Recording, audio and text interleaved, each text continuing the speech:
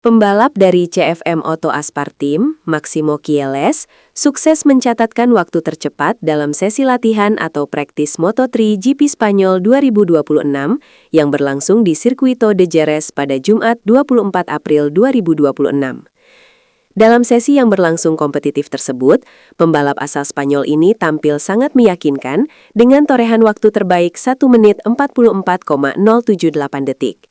Catatan waktu ini sekaligus menempatkannya di posisi teratas dan menjadi acuan bagi para pembalap lain di lintasan. Keunggulan Chielles memang tidak terlalu jauh, namun cukup untuk menunjukkan konsistensi dan kecepatan yang ia miliki sejak awal sesi berlangsung. Di posisi kedua, terdapat pembalap dari Liqui Moly Dynafold Intact GP, David Munoz, yang hanya terpaut sangat tipis, yakni 0,041 detik dari posisi terdepan.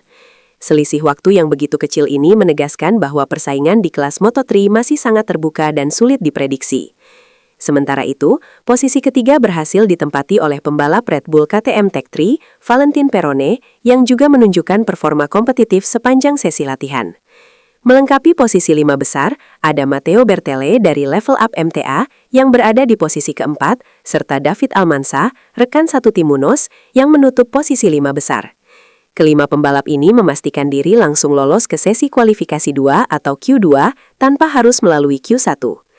Jika melihat lebih jauh ke daftar hasil, dominasi motor KTM cukup terasa pada sesi kali ini.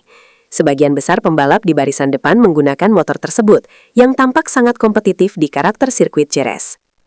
Namun demikian, pembalap dari tim lain juga masih mampu memberikan perlawanan. Nama-nama seperti Adrian Fernandez, Brian Uriarte, hingga Scott Ogden turut mengamankan posisi di 14 besar dan memastikan tempat di Q2. Persaingan yang sangat ketat terlihat dari selisih waktu antar pembalap yang begitu tipis. Bahkan, perbedaan antara posisi terdepan hingga posisi ke-10 hanya berada dalam kisaran setengah detik saja. Hal ini menunjukkan bahwa satu putaran cepat saja dapat mengubah posisi secara signifikan. Sementara itu, pembalap yang berada di luar 14 besar harus melanjutkan perjuangan melalui sesi kualifikasi 1 atau Q1. Di posisi ke-15 terdapat Guido Pini yang menjadi batas akhir pembalap yang gagal menembus Q2 secara langsung. Di belakangnya, perhatian tertuju pada pembalap Indonesia dari Honda Tim Asia, yaitu Veda Ega Pratama. Veda menutup sesi latihan di posisi ke-16 dengan selisih waktu plus 0,782 detik dari posisi pertama.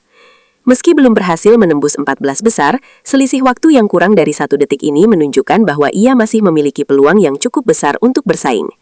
Hasil ini membuat Veda harus memulai dari sesi Q1, di mana ia akan bersaing dengan pembalap lain untuk memperebutkan tiket menuju Q2. Selain Veda, beberapa nama lain seperti Hakim Danis, Jesus Rios, hingga Ryusei Yamanaka juga harus melalui jalur yang sama.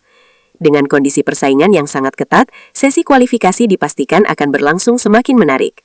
Setiap pembalap dituntut untuk tampil maksimal, karena satu kesalahan kecil saja dapat membuat mereka kehilangan peluang untuk start dari posisi terbaik.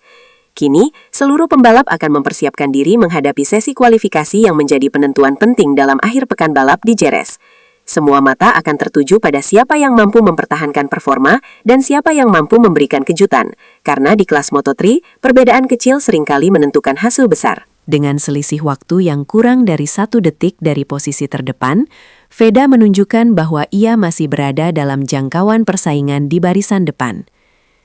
Sesi Q1 akan menjadi momen krusial. Bukan hanya untuk lolos ke Q2, tetapi juga untuk membuktikan bahwa ia mampu bersaing di level tertinggi Moto3.